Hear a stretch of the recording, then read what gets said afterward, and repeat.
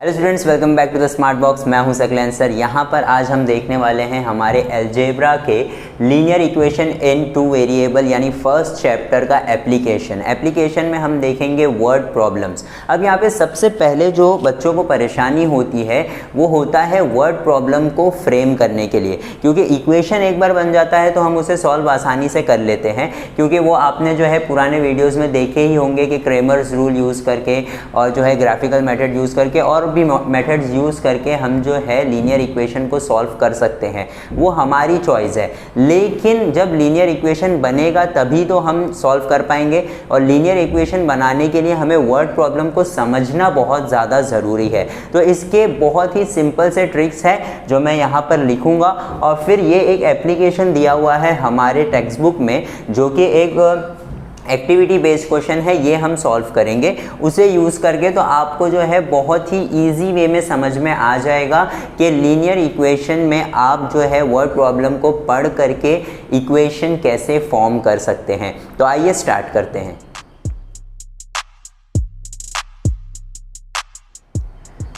तो students, linear equation में जब आप क्वेश्चन पढ़ेंगे तो सबसे पहले आपको ये चीज़ समझना बहुत ज़्यादा ज़रूरी है कि क्वेश्चन में जहाँ कहीं पर भी इज़, वॉज, आर, बिकम्स ये जैसे वर्ड्स आए, जैसे कौन से मैं यहाँ पे लिख देता हूँ, इज़, वॉज, आर और बिकम्स, ये सारे वर्ड्स जहाँ कहीं पर भी आएंगे तो इसका मतलब होता है कि हमें इक्वल टू की साइन डालना है। किसकी साइन डालना है? इक्वल टू की साइन डालना है। ठीक है। दूसरी चीज़ जो है यहाँ पर समझने वाली कि जब हमें कहा जाए कि बिकम्स 2 टाइम्स, बिकम्स 3 टाइम्स या फिर डबल या फिर थ्राइस या फिर 3 टाइम्स, ये सारे वर्ड्स का मतलब होता है कि हमें उस नंबर को या उस वेरिएबल को जो है डबल किया है तो 2 से मल्टीप्लाई करना है, थ्राइस किया है तो 3 से, 3 टाइम्स का मतलब होता है कि 3 से मल्टीप्लाई करना है, और 2 टाइम्स का मतलब होता है 2 से मल्टीप्लाई करना है। ये सारी चीज़ों का मतलब होता है कि हमें उस नंबर को उससे क्या करना है? मल्टीप्लाई करना है। जैसे अगर डबल कहा है तो डबल का मतलब क्या होता है? Multiply by 2। थ्राइस का मतलब क्या होता है? Multiply by 3। 3 टाइम्स का भी मतलब यही होता है। ठीक है, 3 टाइम्स का मतलब भी यही होता है कि 3 से हमें उसे क्या करना है? मल्टीप्लाई करना है। ठीक है, फिर आगे वो इसी तरह कंटिन्यू होता रहता है 4 टाइम्स, और ये सारी चीज़ों का मतलब होता है कि हमें उस वेरिएबल को उस नंबर से, यानी डबल तो 2, थ्राइस तो 3, 4 टाइम्स तो 4 से क्या करना है? मल्टीप्लाई करना है। ठीक है।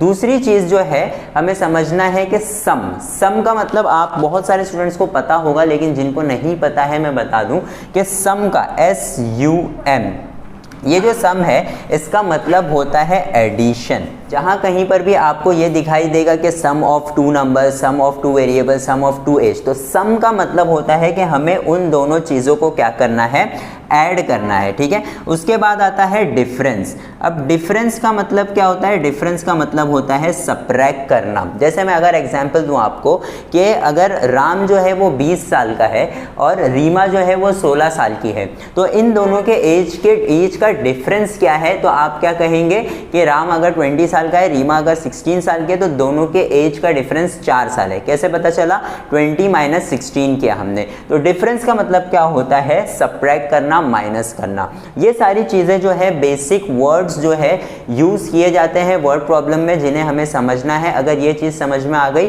तो हम वर्ड प्रॉब्लम से इक्वेशन बहुत ही ज्यादा आसानी से बना पाएंगे। अब आइए ये एक्टिविटी देखते हैं। यहाँ पर सबसे पहले हमें यह समझना है कि कौन किसे क्या बोलना चाह रहा है। ये बोल रहा है आई एम सार्थक। ठीक है, एक लड़का है जिसका नाम है सार्थक। वो क्या बोल रहा है? My present age is X years. उसकी आज वो कितने साल का है? X ईयर्स का है। यानी हमें नहीं पता कि वो कितने साल का है, उसने बस हमें एक अल्फ़ाबेट दे दिया, एक वेरिएबल दे दिया कि मैं आज कितने साल का हूँ?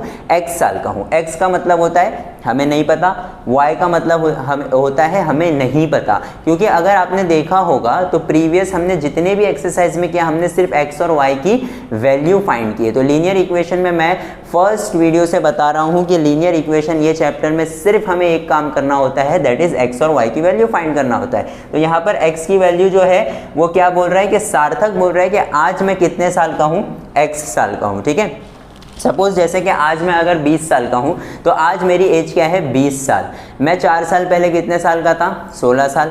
4 साल बाद कितने साल का रहूँगा 24 साल। ठीक है, तो यहाँ पर जो भी हमें करना है वो x के साथ करना है। ठीक है, दूसरी चीज़ आई एम साक्षी, एक लड़की है जिसका नाम साक्षी है and what she is saying that my present age is y years, यानी वो कहना चाहती है कि मैं आज जो है y ईयर्स की हूँ। ठीक है, तो ये दो चीज़ हमें याद रखना है। अभी तक हमारा जो है क्वेश्चन स्टार्ट नहीं हुआ है, हमें जो है बेसिक इन्फॉर्मेशन दिया गया है कि सार्थक जो है वो x ईयर्स का है और साक्षी जो है वो y ईयर्स की है। ठीक है, वाला कंडीशन देख लेते हैं। The sum of present ages of Sarthak and Sakshi is 25। अब यहाँ पे मैंने बताया था कि सम का मतलब क्या होता है, ऐड करना, यानी साक्षी की प्रेजेंट एज और सार्थक की प्रेजेंट एज को हम क्या करेंगे, ऐड करेंगे, तो हमें कितना आएगा 25। तो सार्थक की प्रेजेंट एज क्या है x है, तो हम यहाँ पे क्या लिखेंगे x।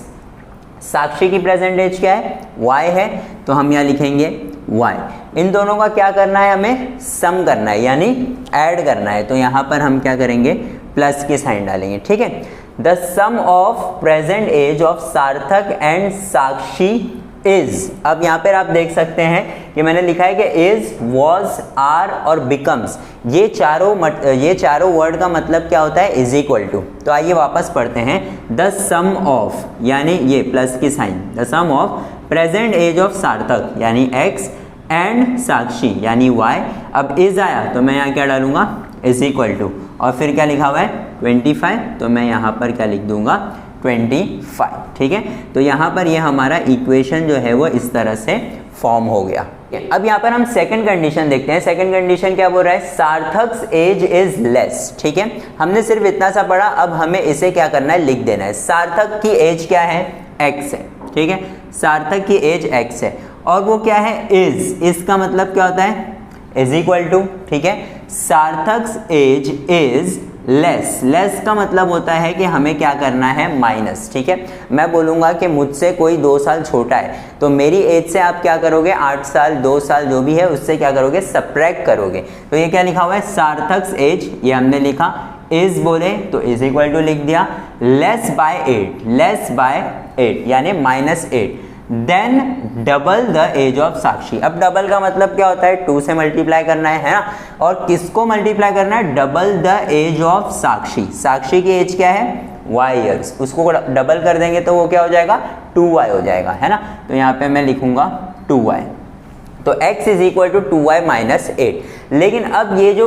इक्वेशन बना है ना, ये इक्वेशन हमारा जो है स्टैंडर्ड फॉर्म में नहीं है। हमें पता है स्टैंडर्ड फॉर्म क्या होता है, x और y की वैल्यू इज इक्वल टू के एक तरफ और जो कांस्टेंट होता है वो दूसरी तरफ। तो बस हमें क्या करना है, ये 2y को वहाँ पर लेके चले जाना है, तो ये क्या हो जाएगा, x minus 2y is equal to -8। ये हमारा क्या बनेगा, दूसरा इक्वेशन बन गया। ठीक है, अब आइए देखते हैं थर्ड कंडीशन। यहाँ पे क्या बोल रहा है, 4 years ago। अब ये बहुत ही इंपॉर्टेंट चीज़ है समझने वाली कि 4 साल पहले, बहुत ही लॉजिकली मैं आपको समझाता हूँ कि अगर मैं आज 20 years का हूँ तो मैं 4 साल पहले कितने ईयर्स का रहूँगा, 16, राइट। तो यहाँ पर आज जो है सार्थक कितने साल का है, x साल का है, और यहाँ पे क्या बोला हुआ है, 4 साल पहले।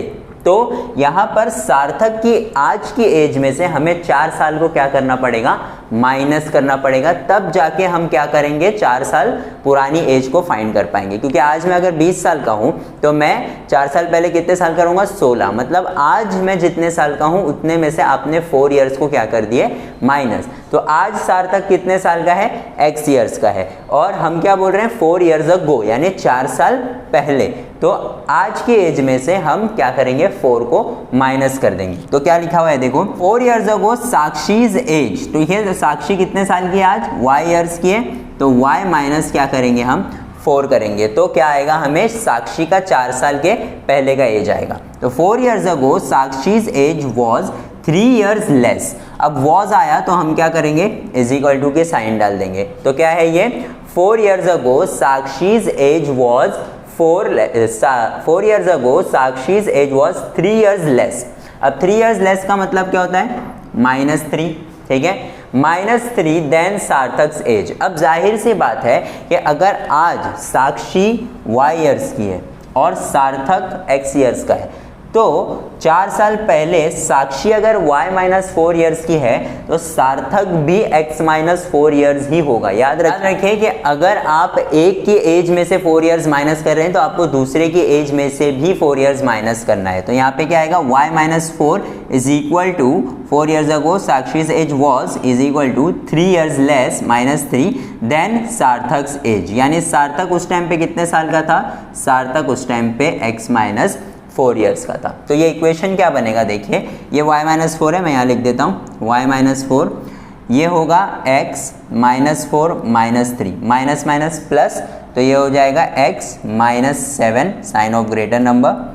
फिर क्या होगा, ये x को हम यहाँ ले लेंगे तो ये हो जाएगा माइनस x प्लस y।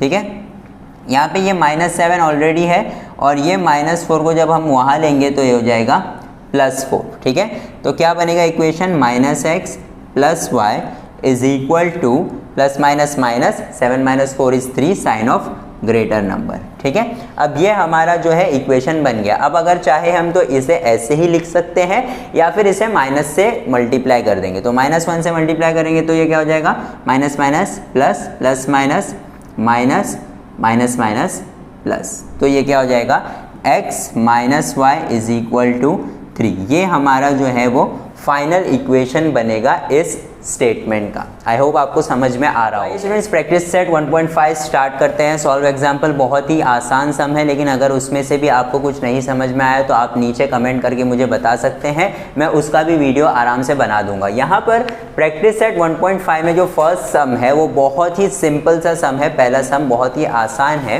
क्या लिखा हुआ है, 2 नंबर्स डिफर्स बाय 3। ठीक है, 2 नंबर है जो क्या कर रहे हैं, 3 से डिफर कर रहे हैं। The sum of twice the smaller number and thrice the greater number is 19, find the numbers. अब यहाँ पे हमें क्वेश्चन पढ़ के समझ में आ रहा है कि ये जो 2 नंबर हैं उनमें से एक नंबर छोटा है और एक नंबर क्या है, बड़ा है। ये हमें समझ में आ रहा है। तो हमें क्या बोला हुआ है कि ये नंबर्स को फाइंड करो। अब सबसे पहला रूल कि x और y हम किसे ले, तो यहाँ पर हमें क्वेश्चन में एंड में हमेशा बोला रहेगा कि नंबर्स फाइंड करो, एज फाइंड करो, बॉक्स का वेट फाइंड करो। ये सारी चीज़ें जो है एंड में बोला रहेगा। तो जो भी एंड में बोला हुआ रहेगा उसी को हम x और y कंसीडर करेंगे। यहाँ पे एक है छोटा नंबर और एक है बड़ा नंबर। तो हम यहाँ पे स्टेटमेंट क्या लिखेंगे, let the smaller number be x। ठीक है, हमने छोटे वाले नंबर को क्या कंसीडर किया है, x कंसीडर किया है, and the greater number be y। ठीक है, तो ग्रेटर नंबर y है और स्मॉलर नंबर क्या है, x है। ये चीज़ें लिखना बहुत ज़्यादा ज़रूरी होता है क्योंकि वर्ड प्रॉब्लम्स में हमें बताया नहीं जाता कि हमें x और y की वैल्यू फाइंड करना है। तो हम बताते हैं कि छोटा नंबर जो है वो x होगा और बड़ा नंबर जो है वो क्या होगा, y होगा। अब यहाँ पे क्या बोला हुआ है, 2 नंबर्स डिफर बाय 3। अब मैंने बोला था अगर डिफर आ रहा है यानी दोनों के बीच का डिफरेंस फाइंड करना है, यानी दोनों को हम क्या करेंगे, सब्ट्रैक्ट करेंगे। ठीक है, अब आप बोलोगे कि सर इक्वेशन बनना चाहिए x minus y is equal to 3। ठीक है, बट ये अगर आप ऐसा लिखेंगे तो इसका आंसर जो है, आपका जो इक्वेशन है वो क्या होगा, रॉन्ग बनेगा। मैं बताता हूँ क्यों।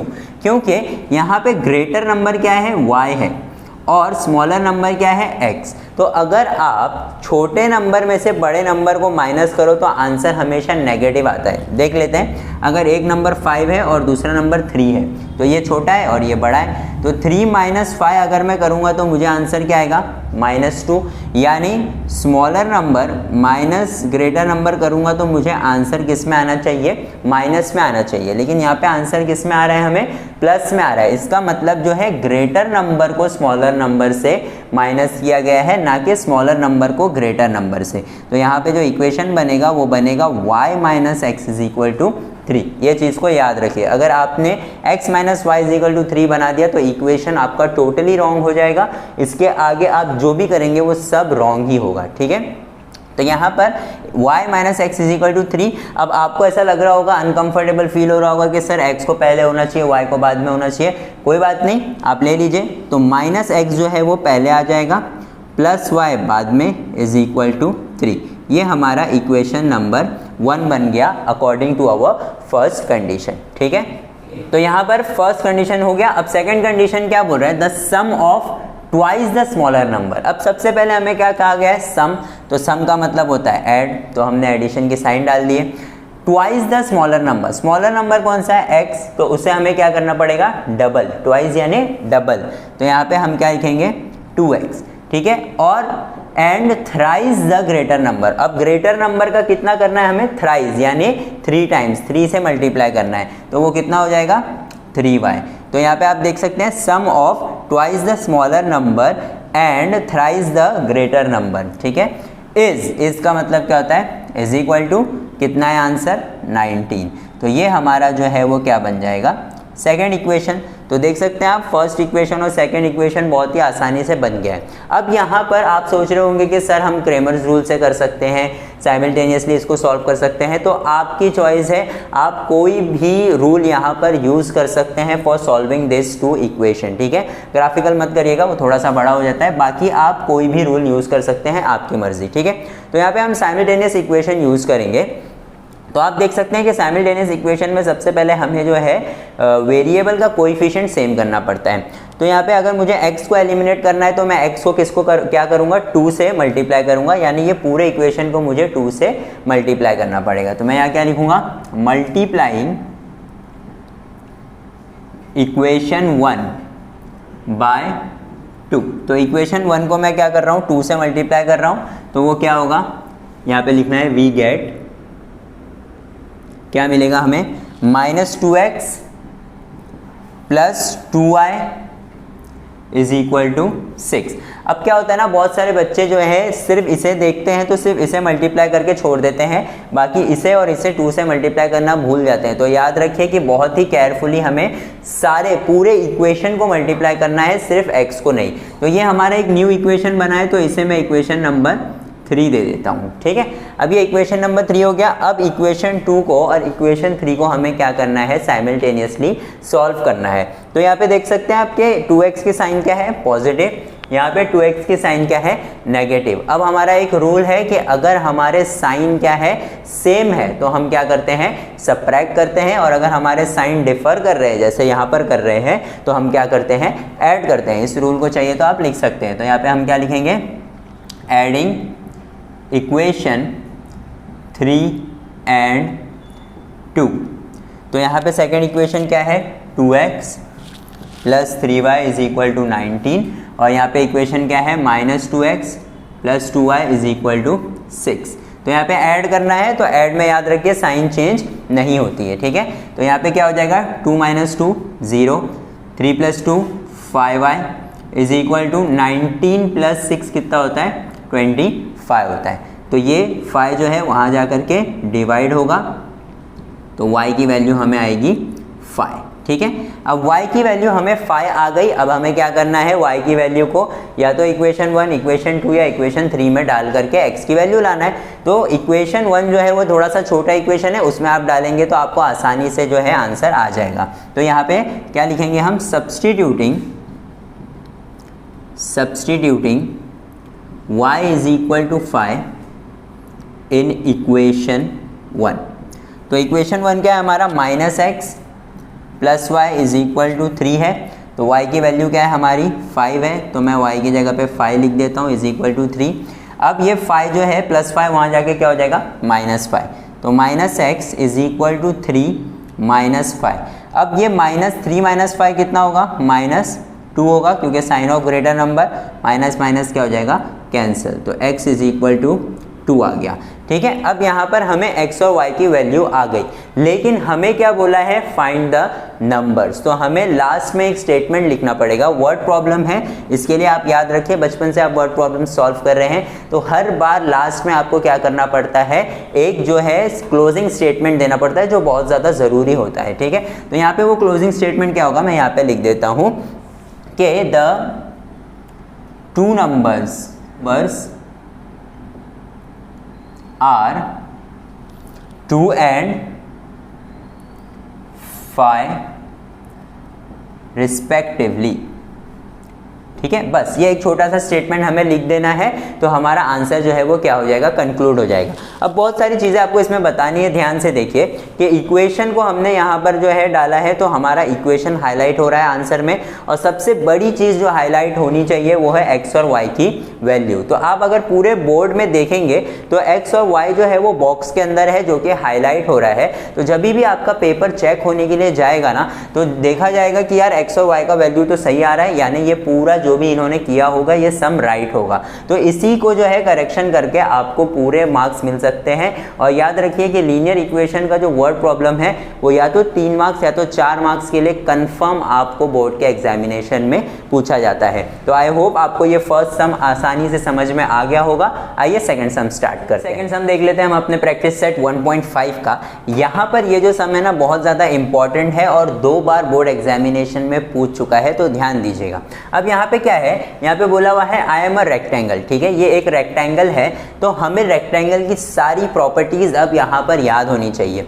सारी यहाँ पर यूज तो नहीं हो रही है, लेकिन एक बहुत ही बेसिक प्रॉपर्टी है कि opposite sides of a rectangle are what, congruent. यानी अगर ये साइड को कॉन्ग्रुएंट है, यानी ये इक्वेशन को क्या रहेगा, कॉन्ग्रुएंट रहेगा। क्योंकि आप बोलोगे सर यहाँ पे कुछ भी ऐसा कंडीशन दिया हुआ नहीं है जिससे जो है हमारे इक्वेशंस फॉर्म हो सके, बट हमें बोला हुआ है कि ये क्या है, एक रेक्टेंगल। तो ये रेक्टेंगल का लेंथ है, अगर मैं इसे लेंथ कंसीडर कर रहा हूँ तो ये भी लेंथ रहेगा, और अगर ये लेंथ है और ये भी लेंथ है तो दोनों की वैल्यू क्या होगी, एक दूसरे के इक्वल होगी। तो यहाँ पे सबसे पहले मैं यहाँ से सम स्टार्ट करता हूँ। तो सबसे पहले क्या आएगा, 2x plus y plus 8 is equal to 4x minus Y.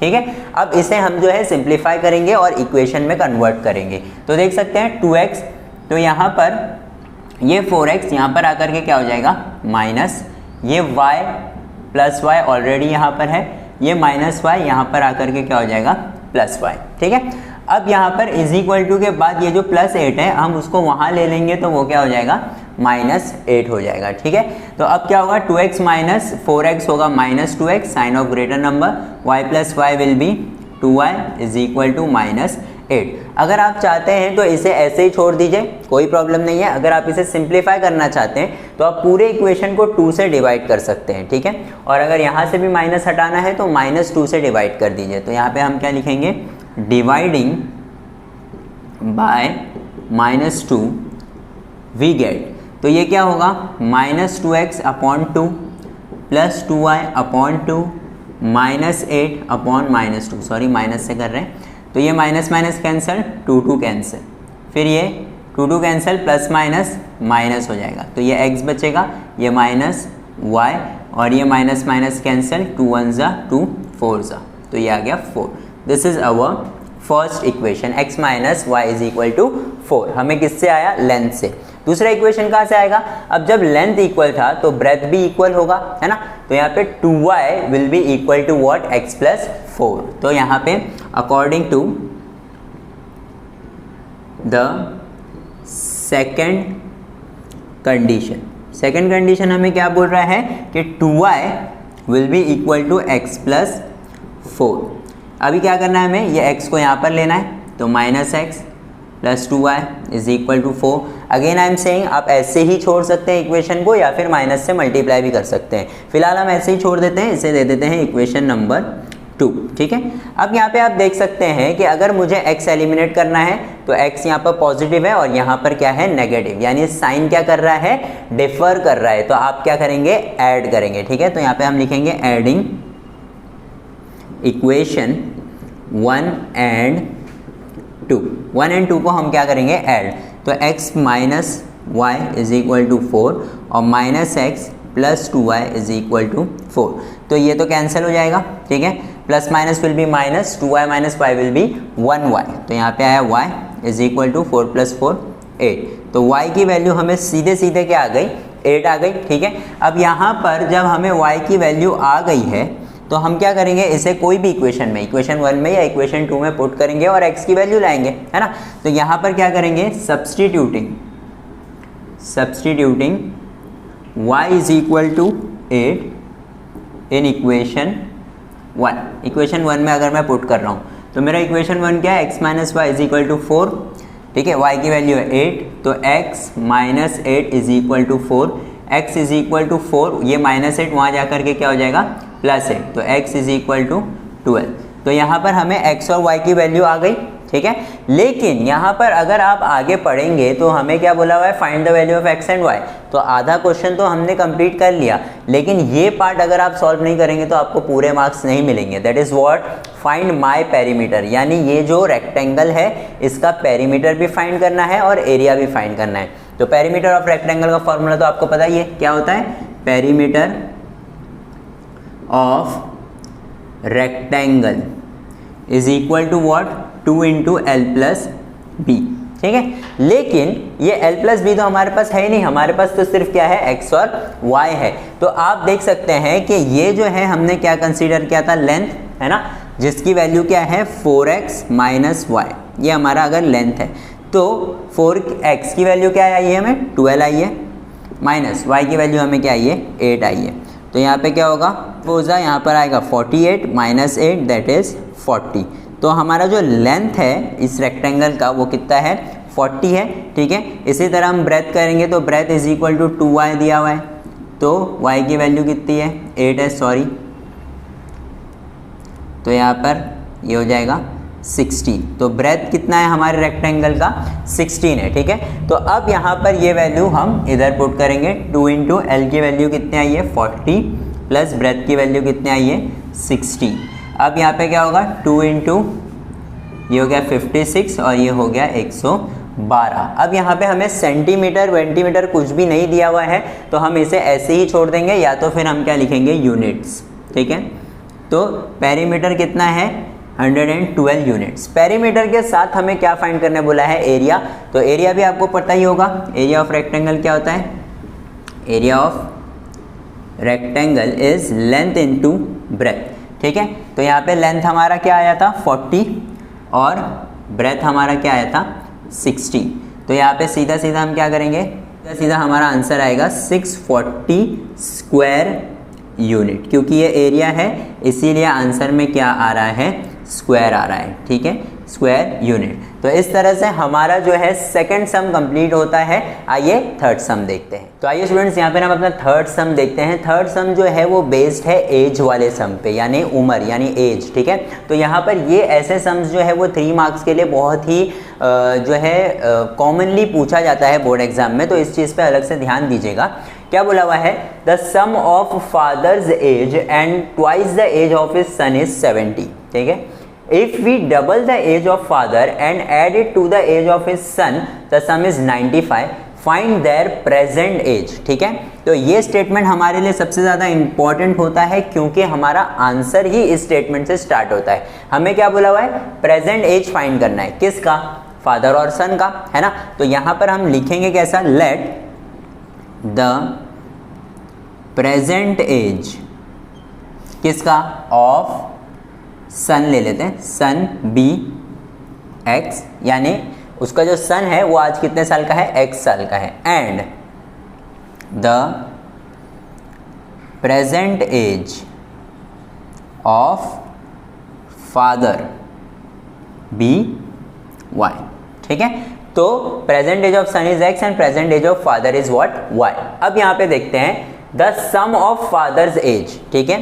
तो फादर एज क्या है, वाई है, और उसका सम किसके साथ, and twice the age of his son, twice यानी डबल, किसका, सन का एज, सन का एज क्या है x, तो y प्लस 2x इज यानी इज इक्वल टू 70, ठीक है।